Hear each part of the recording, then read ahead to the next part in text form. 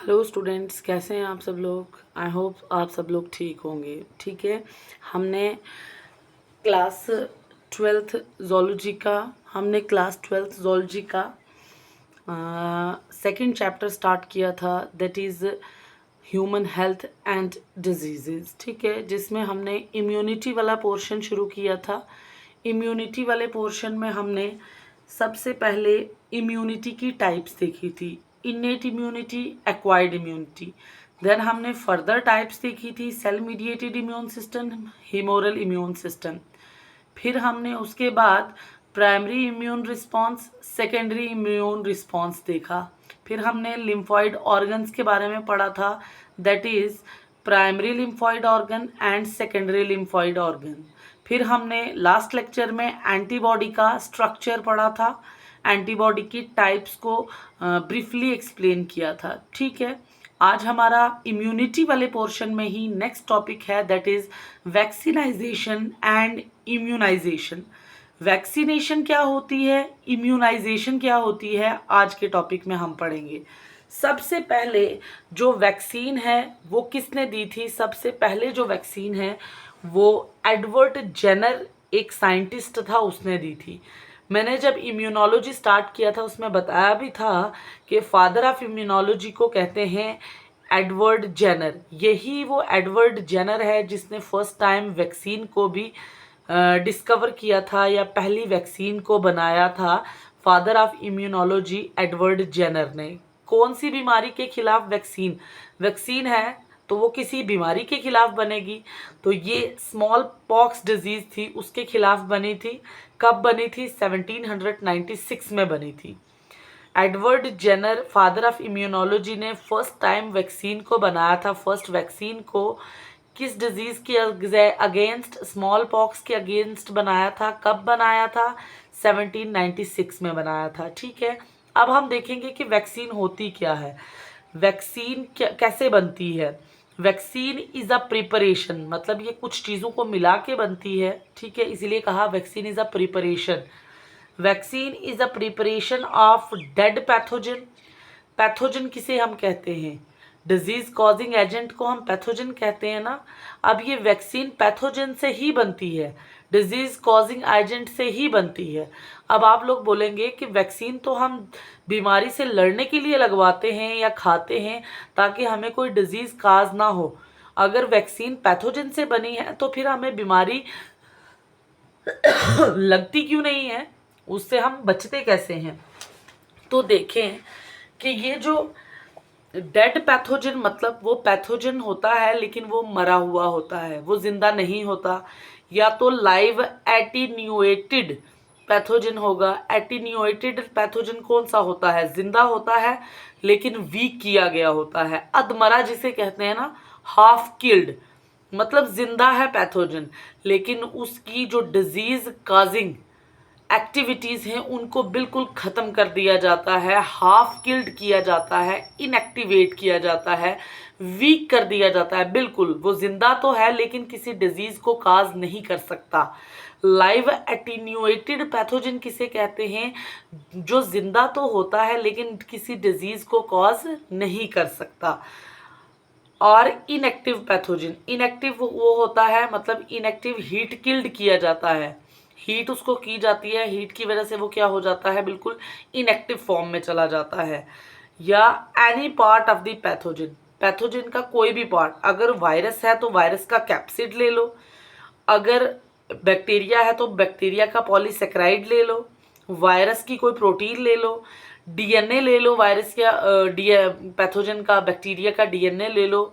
हम किसी भी इनमें से किसी भी पार्ट को यूज़ कर सकते हैं एज अ वैक्सीन। ठीक है, फिर उसको लेते हैं, फिर हम किसी भी पर्सन के अंदर उसको इंजेक्ट करते हैं। हेल्दी पर्सन के अंदर इंजेक्शन के थ्रू भी इंजेक्ट कर सकते हैं, ओरली माउथ से खिला भी सकते हैं। ठीक है, किसी भी हेल्दी पर्सन के अंदर, जब वो हेल्दी पर्सन के अंदर वैक्सीन जाएगी वो एज अ फॉरेन एक्ट करेगी।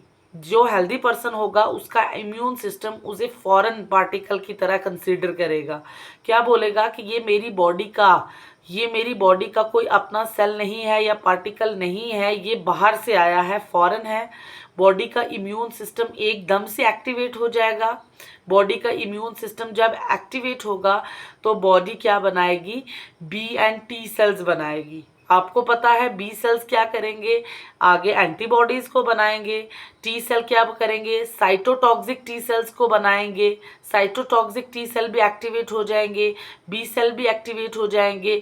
बी सेल एंटीबॉडीज को बना के वो जो भी बाहर से आने वाला फॉरेन वैक्सीन थी उसके खिलाफ एंटीबॉडीज बन जाएंगी हमारी बॉडी में, और वो एंटीबॉडी बन के हमारी बॉडी में as a memory B and T cell stored हो जाएंगी। अगर हमारी बॉडी में फर्दर अभी उस वायरस ने अटैक, उस पैथोजन ने रियल अटैक नहीं किया, ये हमने वैक्सीन दी है, वैक्सीन ने हमारी बॉडी में उसको पैथोजन मान के हमारी बॉडी में वैक्सीन ने एंटीबॉडीज को बना के रख दिया है, स्टोर कर दिया है, memory B and T cell बन के स्टोर्ड हो गए। अब ये memory B and T cell क्या करेंगे, स्टोर्ड रहेंगे, और जब एक एक्चुअल वायरस, जिसे हम क्या कहेंगे, proper pathogen, full blown virus या बैक्टीरिया हमारी बॉडी में वैक्सीनेशन के बाद अटैक करता है, हमारी बॉडी में मेमोरी और B and T cell already vaccination के बाद बन गए थे, और वो memory B and T cell क्या करेंगे, इमीडिएटली बी सेल क्या करेंगे, एंटीबॉडीज को बनाएंगे, टी सेल क्या करेंगे, साइटोटॉक्सिक टी सेल को एक्टिवेट करेंगे। ठीक है, तो हमारी बॉडी एकदम से अपना इम्यून रिस्पॉन्स को क्या करेगी, जनरेट करेगी, और पर्सन को इमीडिएटली रिलीफ मिल जाएगा, और पर्सन जो होगा वो सिक नहीं होगा, बीमार नहीं पड़ेगा। ठीक है, ये होता है वैक्सीनेशन की वजह से। वैक्सीन एक पैथोजन ही होता है, लेकिन उस पैथोजन को क्या किया जाता है, इनएक्टिवेट किया जाता है, उस पैथोजन को हाफ किल्ड किया जाता है, उस पैथोजन को एटीन्यूएट किया जाता है, ताकि वो किसी डिजीज़ को काज ना कर सके, वो किसी हेल्दी पर्सन के अंदर जाए और वो हेल्दी पर्सन को डिजीज़ काज ना कर पाए। इसीलिए उसको बिल्कुल इनएक्टिव फॉर्म में रखा जाता है। वो सिर्फ किस लिए बॉडी में डाला जाता है, ताकि हमारी बॉडी उसे फ़ौरन कंसीडर करे और एकदम से उसके खिलाफ क्या करे, एंटीबॉडीज़ को बनाए, memory B and T cells को बनाए, memory B and T cells हमारी बॉडी में स्टोर हो जाएं, ताकि वैक्सीनेशन के बाद रियलिटी में अगर वो वायरस क्या करेगा, अटैक करेगा बॉडी, तो हमारी बॉडी में already B and T cell present हैं, जो एकदम से क्या करेंगे, इम्यून रिस्पॉन्स को जनरेट करेंगे और हमारी बॉडी को क्या करेंगे, प्रोटेक्ट करेंगे किसी भी डिजीज से। ठीक है, ये मैं थ्योरी एक बार दोबारा से रीड करवाती हूँ। A vaccine is a preparation of dead pathogen live attenuated, जिसको वीक्ड और हाफ किल्ड पैथोजन कहेंगे, इनएक्टिव पैथोजन और any part of the pathogen, जैसे कैप्सिड हो गया वायरस का, पॉलीसेक्राइड हो गया डीएनए का, वायरल प्रोटीन होगी, डीएनए पैथोजन का डीएनए हो गया, उसको इंजेक्ट करेंगे या ओरली देंगे किसी भी पर्सन को, और पर्सन में क्या जनरेट होगा, temporary, permanent, active, passive immunity by producing antibodies. ठीक है, when a proper pathogen, full blown virus, bacteria comes in body after vaccination, the memory cells, memory B and T cell attack the pathogen and kill them, so a person don't fall sick. ठीक है, अब ये जो immunisation या vaccination का principle क्या है, इसका प्रिंसिपल बेस्ड होता है किस प्रॉपर्टी पे, प्रॉपर्टी ऑफ मेमोरी पे। ये मेमोरी पे बेस्ड होता है कि पहली दफ़ा वैक्सीनेशन के टाइम, वैक्सीनेशन के बाद हमारी बॉडी में memory B and T cell बन के स्टोर्ड हो जाते हैं, और दूसरी दफ़ा वैक्सीनेशन के बाद जब भी हमारी बॉडी में वो वायरस या बैक्टीरिया आने की कोशिश करेगा, हमारी बॉडी के memory B and T cell क्या करेंगे, इम्यून रिस्पॉन्स को जनरेट करेंगे। इसीलिए कहा इम्यूनाइजेशन और वैक्सीनेशन का प्रिंसिपल क्या है, memory cell, property of memory cells या मेमोरी सेल्स जो हैं वो प्रिंसिपल है वैक्सीनेशन के। ठीक है, अब वही मैंने कहा वैक्सीनेशन जनरेट करती है। मैंने आपको जब मैकेनिज्म पढ़ाया था, मैकेनिज्म में मैंने बताया था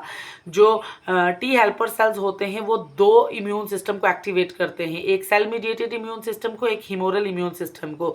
जो हेल्पर टी सेल्स होते हैं वो साइटोटॉक्सिक टी सेल को भी एक्टिवेट करते हैं और helper T cell B cell को भी एक्टिवेट करते हैं। बी सेल क्या बनाते हैं, एंटीबॉडीज को बनाते हैं, और साइटोटॉक्सिक टी सेल क्या बनाएंगे, effector cytotoxic T cell. Effector cytotoxic T cell perforin granzyme को सिक्रीट करते हैं। ठीक है, और इसके आगे हम देखते हैं अब देखें, अभी तो मैंने आपको बताया कि वैक्सीन क्या है, किससे बनी है, प्रिपरेशन कैसी है, प्रिंसिपल क्या है। अब मैं आपको बता रही हूँ वैक्सीनेशन क्या है। जब हम वैक्सीन को किसी भी इंडिविजुअल या पर्सन की बॉडी में इंट्रोड्यूस करते हैं, उस प्रोसेस को कहते हैं वैक्सीनेशन। मतलब जब वैक्सीन हम किसी भी पर्सन की बॉडी के अंदर डालते हैं, उस प्रोसेस को कहा जाता है vaccination. Process of introduction of vaccine into an individual to provide protection against a disease is called vaccination. जब हम किसी भी पर्सन की बॉडी में वैक्सीन डालते हैं सो दैट कि उसे डिजीज ना हो, किसी या डिजीज के खिलाफ डालते हैं, उसे हम क्या कहते हैं, वैक्सीनेशन कहते हैं। ठीक है। These antigens or vaccine generate the primary immune response and the memory B and T cells। वही मैंने कहा, जब वैक्सीन किसी भी पर्सन की बॉडी में जाएगी वो इम्यून रिस्पॉन्स को जनरेट करेगी। कौन सा immune response? Primary immune response generate होगा। ठीक है। पर्सन बीमार होगा, उसको रिकवर होने में टाइम लगेगा। ठीक है। एंटीबॉडीज की प्रोडक्शन होगी और क्या बनेगा? Memory B and T cell बन जाएगा। अब वैक्सीनेशन के बाद किसी पर्सन को क्या होती है, डिजीज होती है, तो already memory B and T cell बने हुए हैं, वो एकदम से क्या करेंगे, एंटीबॉडीज को बना के सेकेंड टाइम इन्फेक्शन को बॉडी में नहीं होने देंगे। ठीक है। सेकेंड टाइम क्या, कुछ पर्सन्स को अभी कोई बीमारी नहीं होती तब भी वो वैक्सीन करवा देते हैं। जैसे कोविड आया था, अब कोविड कुछ लोगों को नहीं हुआ था लेकिन उनने फिर भी वैक्सीन करवा ली थी कोविड की, ताकि अगर कोविड हमारी बॉडी में आने की कोशिश भी करे तो हमारी बॉडी में ऑलरेडी कोविड के खिलाफ एंटीबॉडीज बनी होंगी, वो एकदम से कोविड को ख़त्म कर देंगी, हमें डिजीज़ नहीं होगी। ठीक है। अब वैक्सीनेशन और इम्यूनाइजेशन ये दो अलग अलग प्रोसेसेस है। वैक्सीनेशन किसे कहते हैं? जब हम वैक्सीन को किसी पर्सन की बॉडी के अंदर डालते हैं, उस प्रोसेस को क्या कहा जाता है? वैक्सीनेशन। लेकिन इम्यूनाइजेशन एक अलग प्रोसेस है। इम्यूनाइजेशन क्या होता है? जब हम क्या करते हैं, किसी वैक्सीन किसी पर्सन की बॉडी में डाला और उस पर्सन की बॉडी में इम्यून रिस्पॉन्स जनरेट हुआ, उस पर्सन की बॉडी ने एंटीबॉडीज को बनाना शुरू किया उस वैक्सीन के खिलाफ, उसे हमने कहा इम्यूनाइजेशन। वैक्सीनेशन होता है सिर्फ वैक्सीन को उठाना, इंजेक्ट करना या ओरली किसी पर्सन की बॉडी में डाल देना, इंट्रोडक्शन करवाना वैक्सीन की किसी पर्सन की बॉडी में। लेकिन उस वैक्सीन ने अंदर जाके क्या किया? उस वैक्सीन ने अंदर जाके एंटीबॉडीज को जनरेट करवाया, उसे कहा जाता है इम्यूनाइजेशन। क्या कहा जाता है?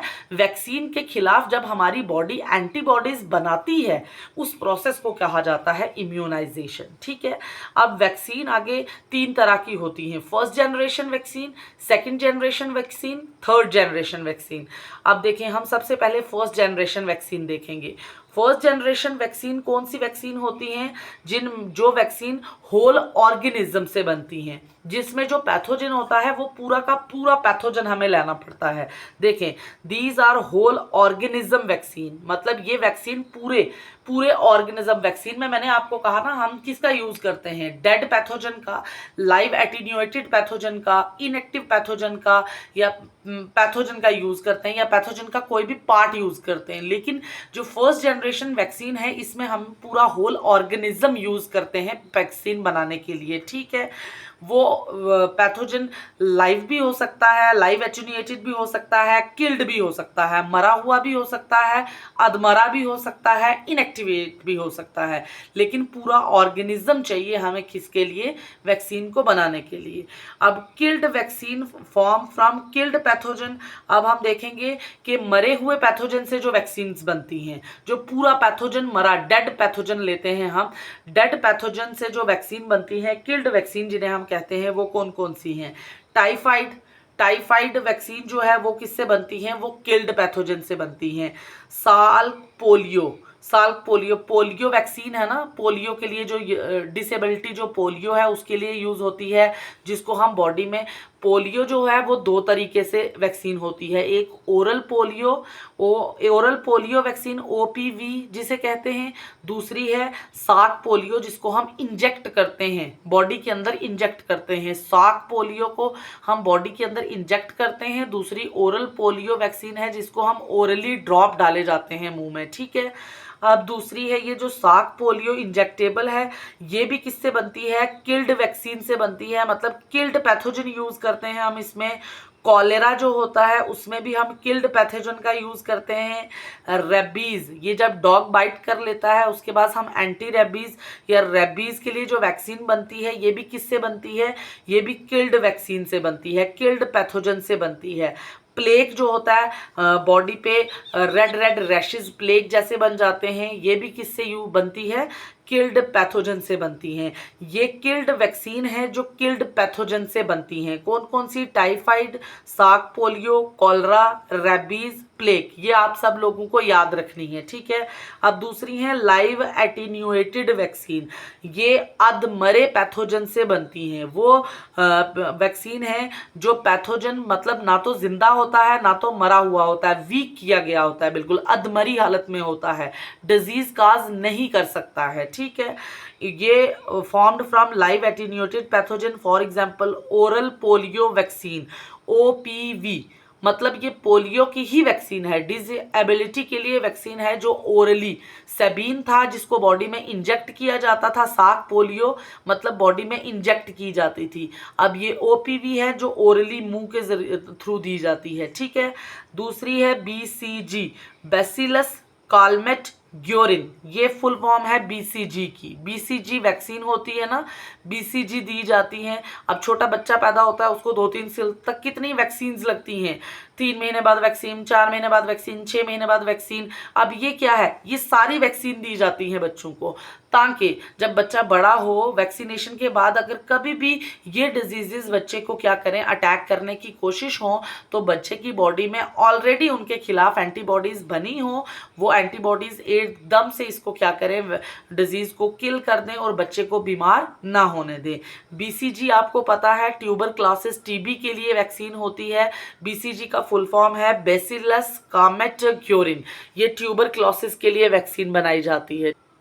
अब नेक्स्ट है पॉक्स वैक्सीन, ये किसके लिए, स्मॉल पॉक्स के लिए बनाई जाती है। स्मॉल पॉक्स आपको पता है छोटे छोटे दाने हो जाते हैं पूरी बॉडी पे, स्मॉल पॉक्स उसे कहते हैं, उसके लिए पॉक्स वैक्सीन बनाई जाती है। इन्फ्लुएंजा वैक्सीन बनाई जाती है लाइव एटीन्यूएटेड पैथोजन से। इन्फ्लुएंजा क्या है, जब खांसी जुकाम बुखार हो जाता है उसके लिए इन्फ्लुएंजा वैक्सीन बनाई, जो किससे बनी है, लाइव एटीन्यूएटेड पैथोजन से बनी है, ठीक है। उसके बाद है सेकेंड जनरेशन वैक्सीन।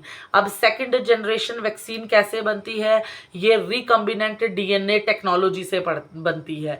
नेक्स्ट आपका चैप्टर जो है लास्ट चैप्टर है जोलॉजी क्लास 12th का, वो है रिकम्बिनेंट डीएनए टेक्नोलॉजी, जिसमें हम डिटेल में पढ़ेंगे। अभी इतना याद रखना कि जो सेकंड जनरेशन की वैक्सीन है वो रिकम्बिनेंट डीएनए टेक्नोलॉजी से बनती है। जब भी आपको कभी एग्जाम में आ जाएगा कि रिकम्बिनेंट डीएनए टेक्नोलॉजी से कौन सी जनरेशन बनती है वैक्सीन की, तो सेकंड जनरेशन बनती है वैक्सीन की, ठीक है। ये vaccine do not contain the whole organism as a pathogen, instead of it they contain a part of the organism as a pathogen।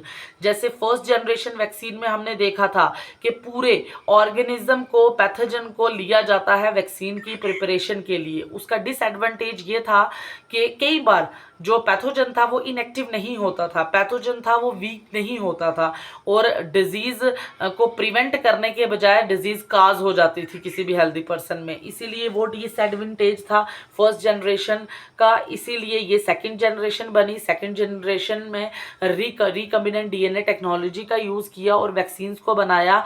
इसमें वैक्सीन बनाने के लिए पूरा ऑर्गेनिज्म नहीं चाहिए होता, सिर्फ क्या चाहिए होता है कि ऑर्गेनिज्म का कोई पार्ट, पैथोजन का कोई भी पार्ट ले लेते हैं हम, उस पैथोजन को हम क्या करते हैं किसी भी हेल्दी पर्सन की बॉडी में इंजेक्ट करते हैं, ठीक है।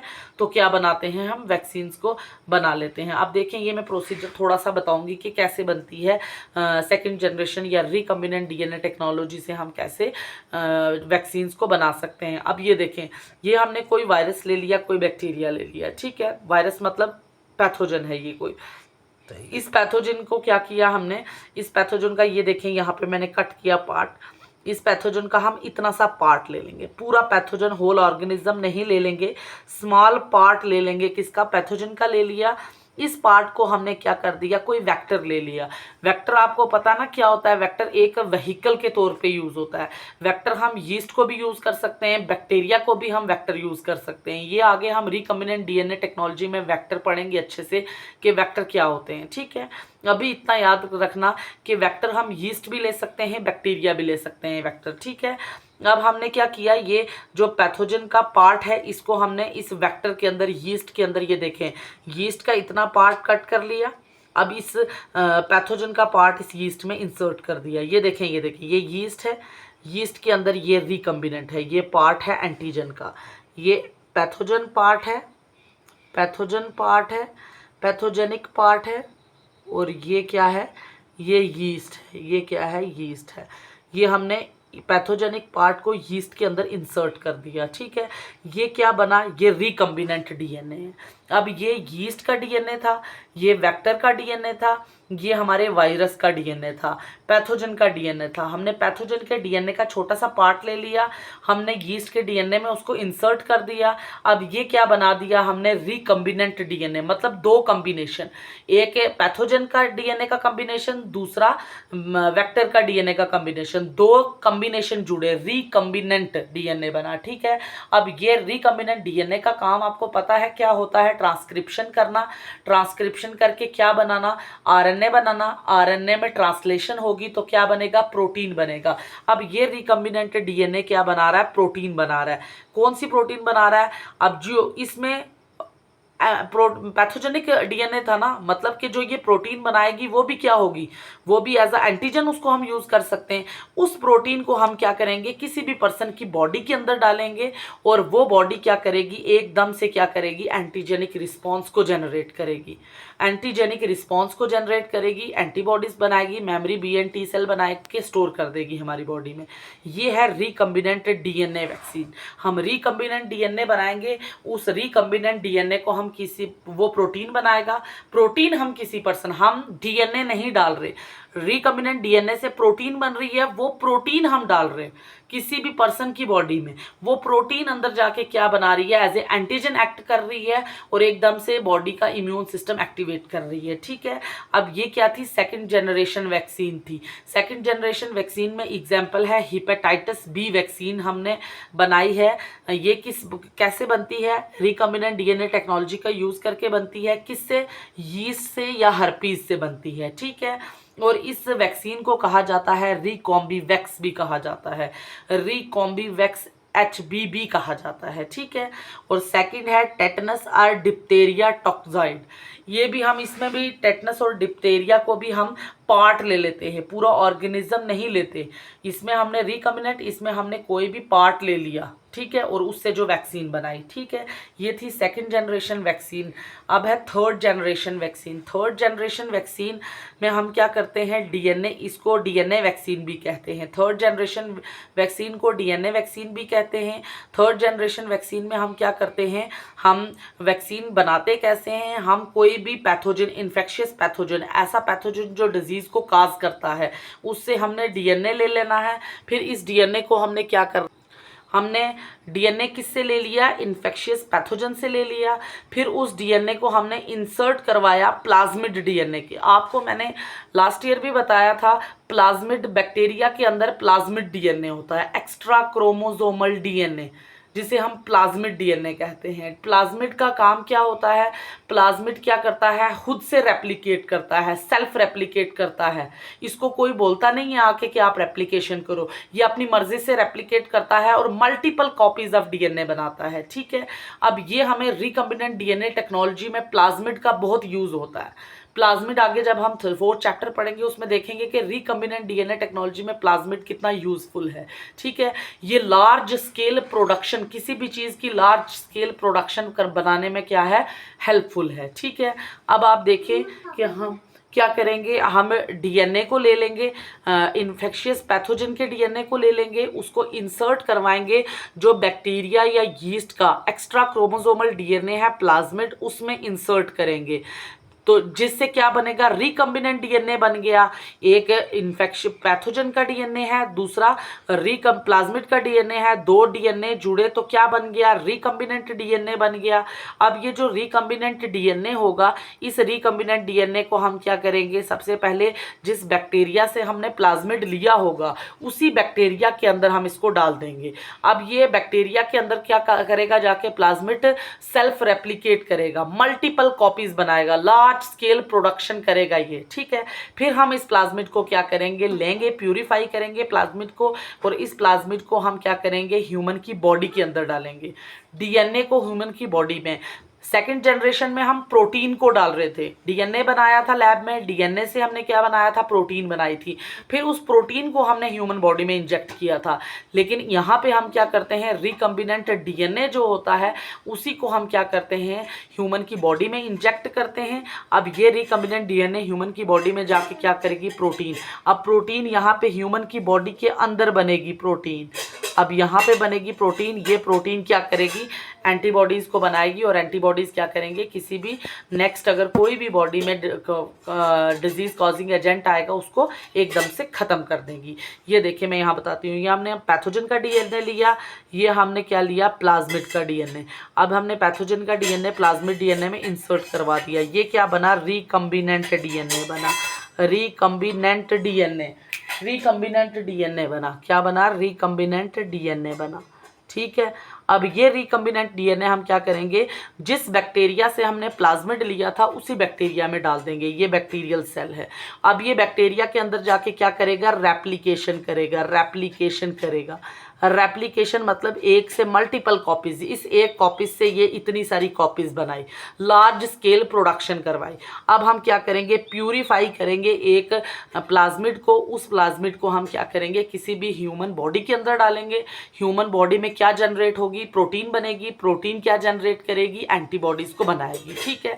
ये था हमारा DNA vaccine, first generation vaccine. Second generation vaccine को हम रिकम्बिनेंट डीएनए वैक्सीन कहते हैं, थर्ड जनरेशन वैक्सीन को हम क्या कहते हैं, डीएनए वैक्सीन।